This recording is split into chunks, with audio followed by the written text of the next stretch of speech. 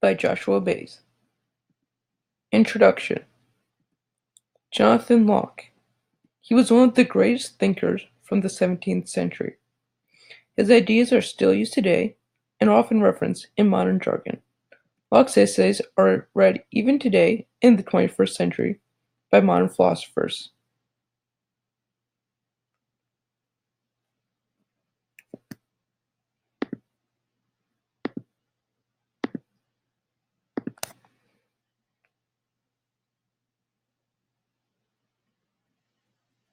Wait a minute! Who are you? Early life. Locke was born on August 29th, 1632, to his Puritan parents John Locke and Agnes Locke in Somerset, England. The father, John Locke, was an officer in the English Civil War and thus very wealthy. In 1647, Locke was 15 and he was enrolled in Westminster School. During that time, Locke received a large sum of money, which he used to buy books for school. 5 years later, Locke studied at Church Christ, Oxford. Locke earned a bachelor's degree in 1656 and a Master of Arts in 1658. In 1674, Locke received a Bachelor of Medicine. Personal life. During his life, John Locke lived in many places around Europe. He lived in Versailles, France, Holland, and High Laver, Essex. Locke was never married and thus never had kids of his own.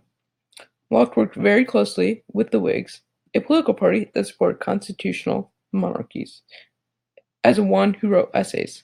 Such essays were recognized by some of the scholars and philosophers of the time. Sadly, Locke died on October 29th, 1704 because of his poor health. Why John Locke is important. As you know by now, Locke was a very influential force for the Whigs, as he wrote many essays for the cause of constitutional monarchy. Additionally, his ideas largely influenced the American Bill of Rights.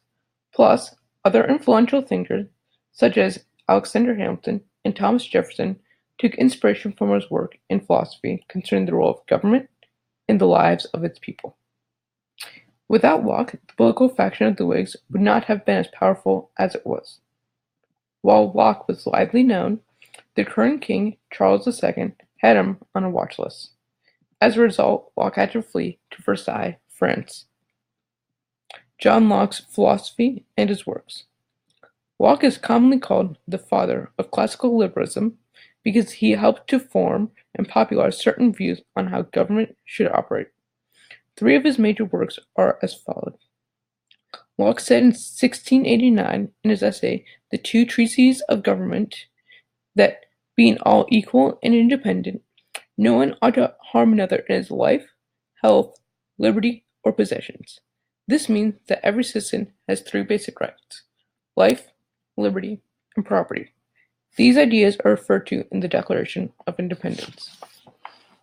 Locke wrote in a letter concerning toleration in 1685, "The only business of the Church is salvation of souls," advocating for churches to gain converts by kindness and compassion instead of forcing them into, as they were doing at the time. In 1689, while in Holland, Locke wrote Essay Concerning Human Understanding. In it, he discusses the human mind consciousness and writes, "Personal identity depends on consciousness, not substance." All of Locke's works have been very influential today, or at least the ones that we have discussed. In conclusion, John Locke was a very influential thinker that wrote and helped to influence many people in his views about how government should operate and how we operate. Thank you.